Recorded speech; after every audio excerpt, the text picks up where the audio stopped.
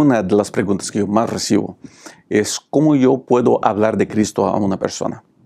Y la mejor manera de hablar de Cristo a una persona es el servicio, servir, amar a mi prójimo. Y amar es servir. La lección de esta semana vamos a hablar exactamente de eso, de esas características del siervo de Dios en Isaías 41 y 42. Comencemos este estudio que está bastante interesante ahora mismo.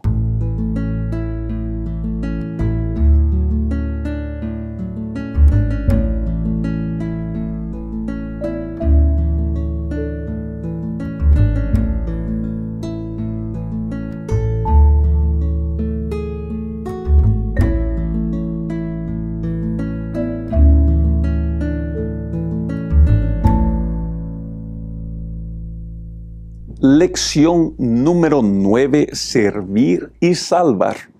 Vamos a comenzar leyendo el verso para memorizar que dice de esta manera. He aquí mi siervo, yo lo sostendré, mi escogido, en quien mi alma tiene contentamiento. He puesto sobre él mi espíritu, él traerá justicia a las naciones. Isaías 42, el verso 1. La lección de esta semana va a hablar sobre el siervo.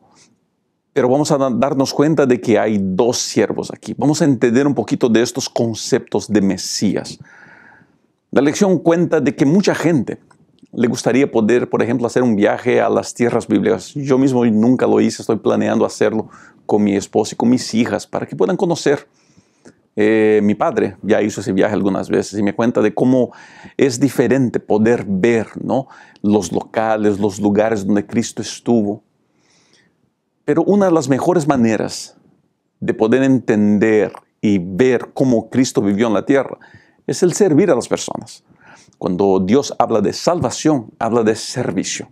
Esas dos cosas andan muy unidas, de manos dadas. Por eso es que yo siempre repito que la mejor manera de prepararse para la venida de Cristo es sirviendo a la comunidad, sirviendo a las personas. No nos preparamos para la venida de Cristo cambiando una dieta de alimentación, no nos preparamos para la venida de Cristo escapándonos a las montañas para vivir solos o encerrados adentro de casa orando. Todo eso es bueno cuidar la salud, es bueno sacar tiempo a solas con Cristo, es bueno orar, leer la Biblia. Pero la preparación de uno única y exclusivamente es sirviendo a las personas. Vamos a entender eso durante esta lección. Ahora yo te pregunto a usted, ¿está usted dedicando tiempo al servicio a las personas? ¿O toda su vida religiosa es estar encerrado en la iglesia, yendo a la iglesia, atendiendo los asuntos de la iglesia? Valdría la pena considerar esos puntos y quizá hacer un cambio de actitud en nuestra vida cristiana. La lección de domingo habla de dos siervos. Entre Isaías 41 y Isaías 53 encontramos dos siervos. Uno es Israel y otro es el Mesías. La lección presenta las características distintas entre esos dos siervos. Pero es interesante notar que en Isaías 41, donde comienza esa explicación, está uno de los textos más famosos de la Biblia, que en lo personal es uno de mis textos bíblicos predilectos. Isaías 41, el verso 10. Si gusta puede acompañar conmigo, dice de esta manera: no temas, porque yo estoy contigo, no desmayes, porque yo soy tu Dios, que te esfuerzo. Siempre te ayudaré, siempre te sustentaré con mi diestra de justicia. Este verso, por famoso que sea, está en el contexto del siervo. Aquí es Dios diciendo a su siervo, nosotros, su pueblo, puedes confiar en mí. Querido, la única manera de ser feliz en esta vida es confiando en Dios.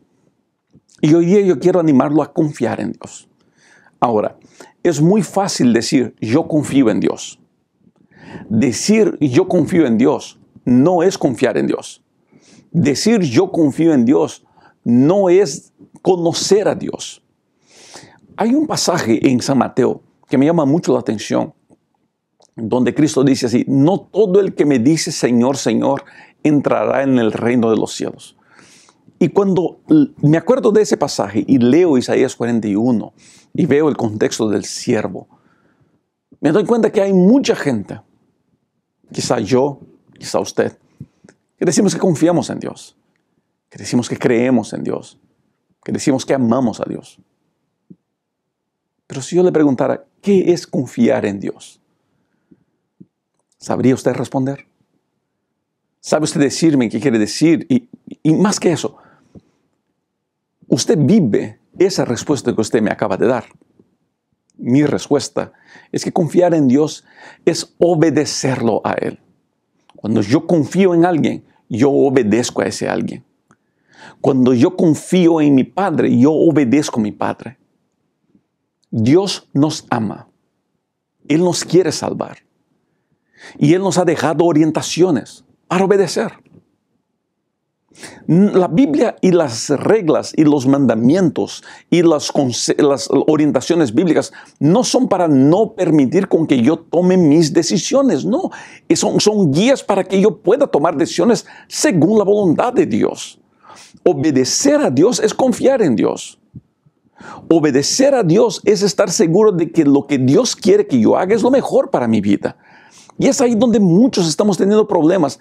Decimos que confiamos, decimos que amamos, pero cuando llega el momento de obedecer a lo que Dios nos dice, no lo hacemos. Porque pensamos honestamente de que o lo que la Biblia dice está muy antiguo, o pensamos que quizá yo pueda tomar una mejor decisión. Mira, no que usted no sea listo, estoy seguro que usted es una persona extremadamente inteligente. Pero si yo quiero avanzar siguiendo la voluntad de Dios, basta que yo abra la Biblia. Y la Biblia me va a dar a mí todas las orientaciones necesarias. Así que, querido amigo, querida amiga, mi invitación para usted es que usted hoy día elija confiar en Dios de manera práctica. Y eso es obedecer a Dios. A usted, querido esposo, le pregunto esto. ¿Está usted obedeciendo a Dios en lo que tiene que ver con el cuidado con su esposa y con sus hijos? A usted, querida esposa, ¿está usted obedeciendo a Dios en lo que tiene que ver con el cuidado con su esposo y con sus hijos? Ustedes jóvenes, ¿están obedeciendo a Dios en relación a lo que tiene que ver con sus padres?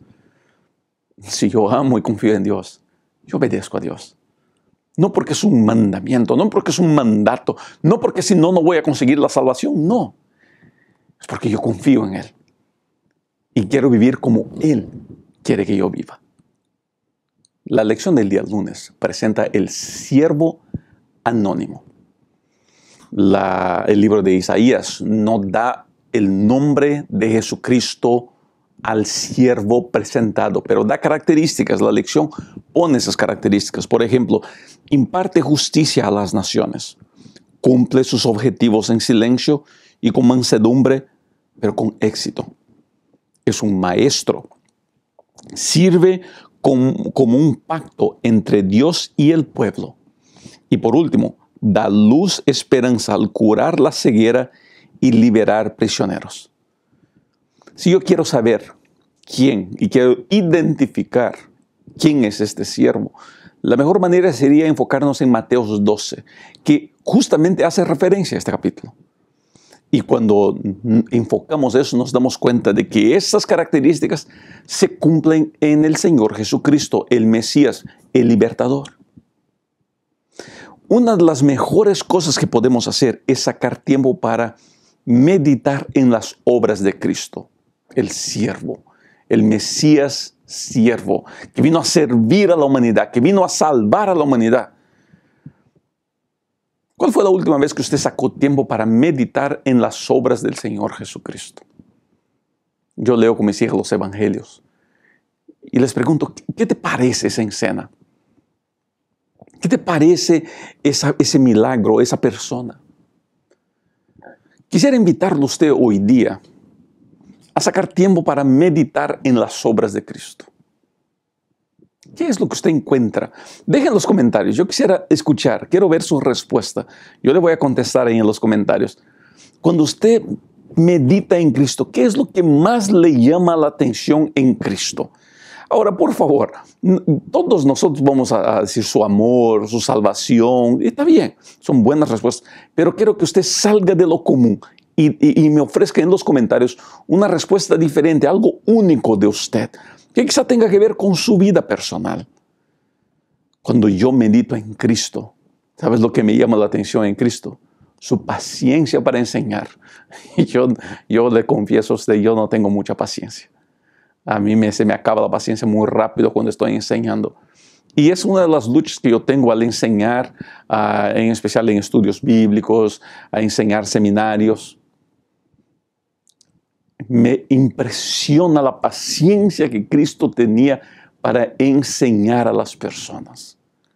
Cómo escuchaba, cómo después de hablar y se daba cuenta que la gente no había entendido, él todavía seguía enseñando. Hay una situación donde Cristo enseña a los discípulos sobre el reino de Dios y pasa 3 años enseñando sobre el reino de Dios y los discípulos no entendieron, y después de resucitado enseña otros 40 días sobre el reino de Dios y los discípulos siguen sin entender.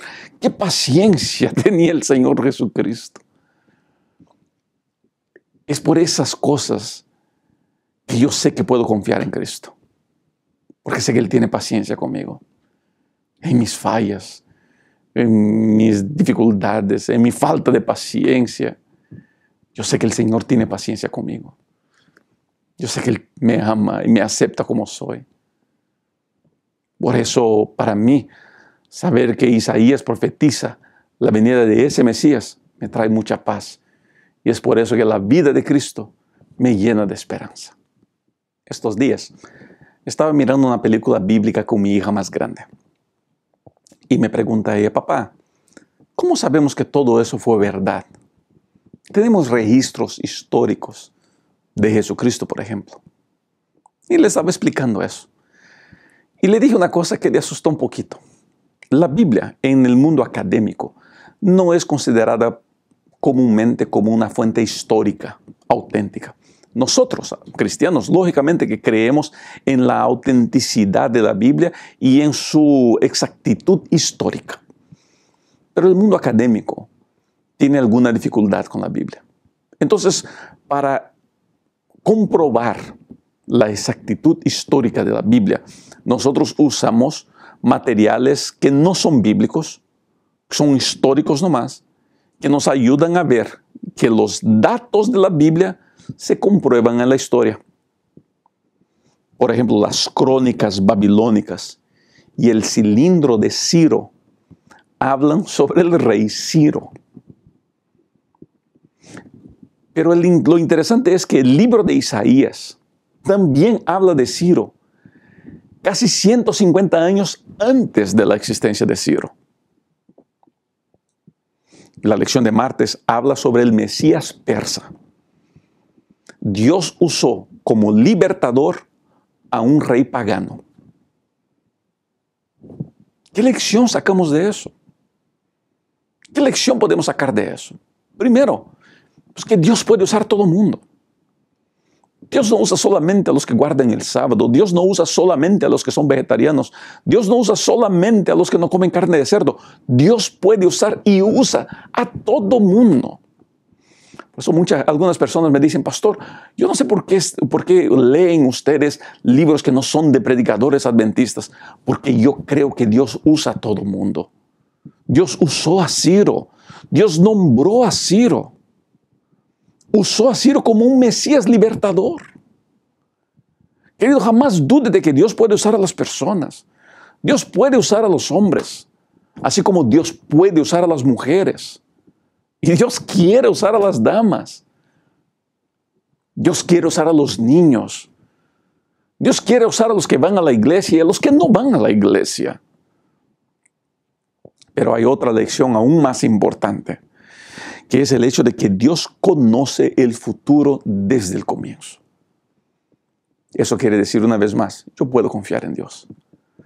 Dios ya tiene dibujado la historia de la humanidad, y la historia de la humanidad dibujada por Dios es para que todos encontremos salvación en Cristo.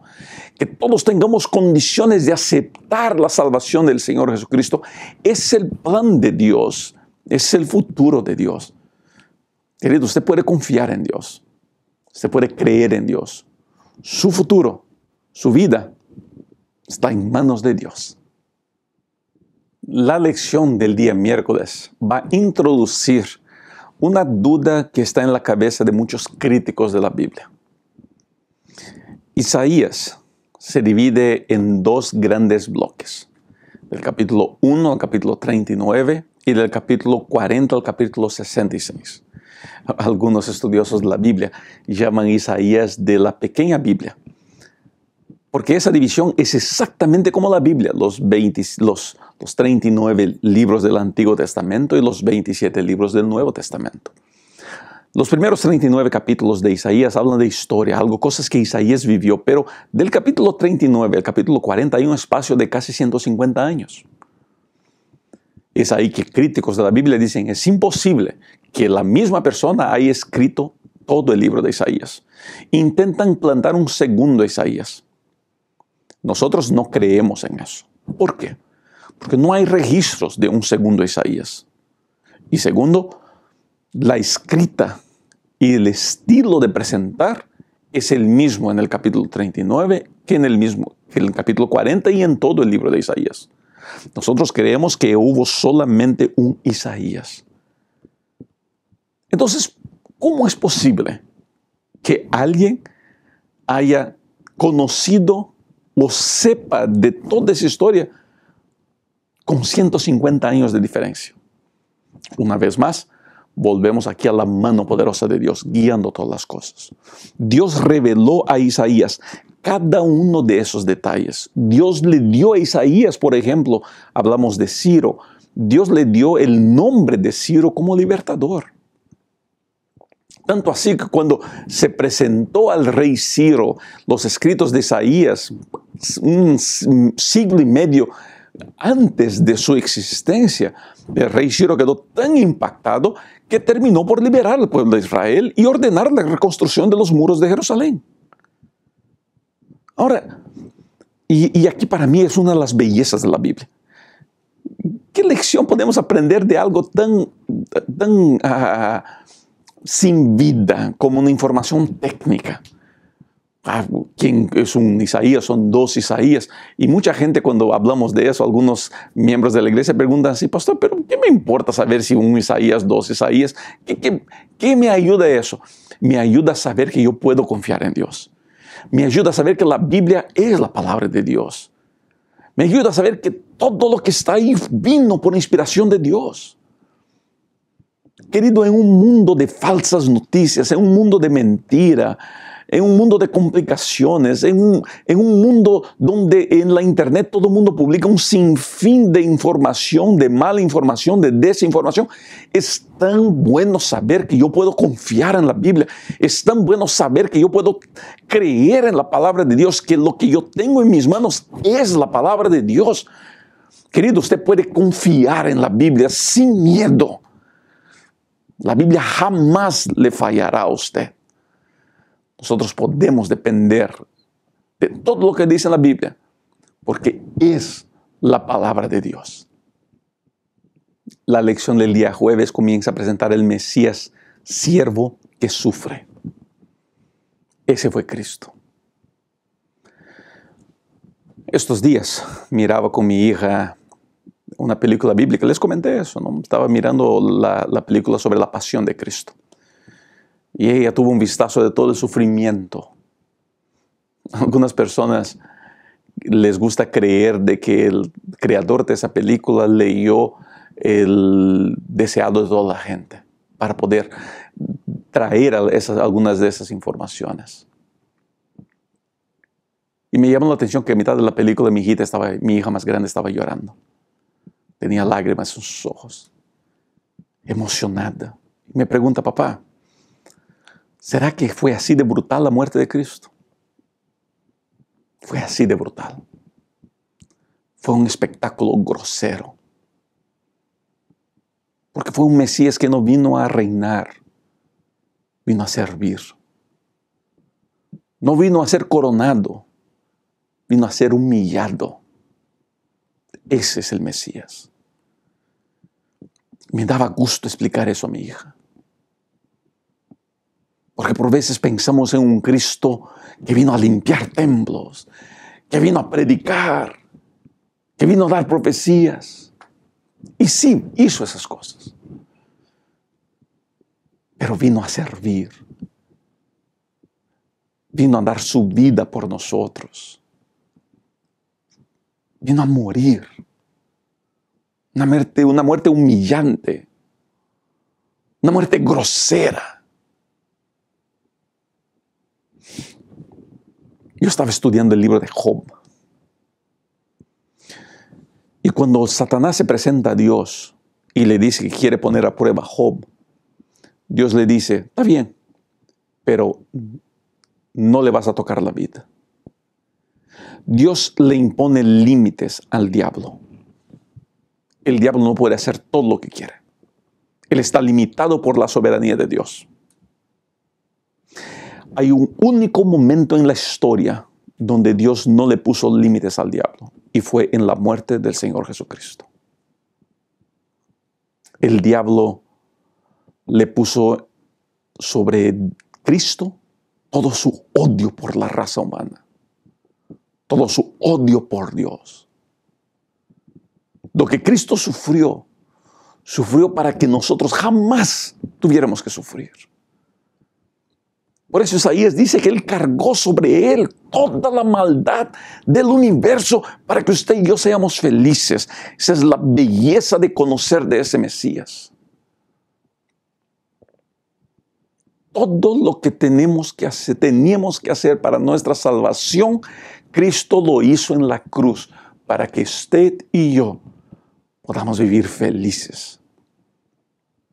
¿No valdría la pena hoy día aceptar el sacrificio de Cristo? El Mesías que vino a servir y que vino a sufrir. La liberación requiere un liberador.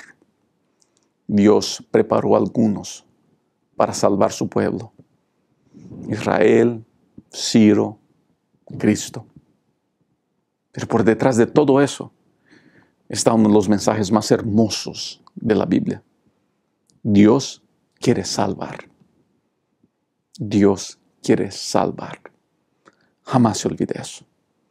Dios lo quiere salvar a usted. Pastor, yo creo que he ido demasiado lejos. Puede que usted sienta así. Y puede que lo que usted haya hecho de verdad haya sido malo. Pero Dios lo ama a usted. Y Dios lo quiere salvar a usted. Es hora de aceptar la salvación del Señor Jesucristo. Que Dios te bendiga. Gracias por haber estado con nosotros. Si llegó hasta aquí, por favor, suscríbase a nuestro canal. Marque que le gustó el video y active la campanita de notificaciones. Una vez más, eso nos ayuda un montón a seguir produciendo material. Que Dios los bendiga a cada uno de ustedes, que te bendiga de manera muy especial y que tengas una linda semana. Nos vemos para el próximo video. Chao.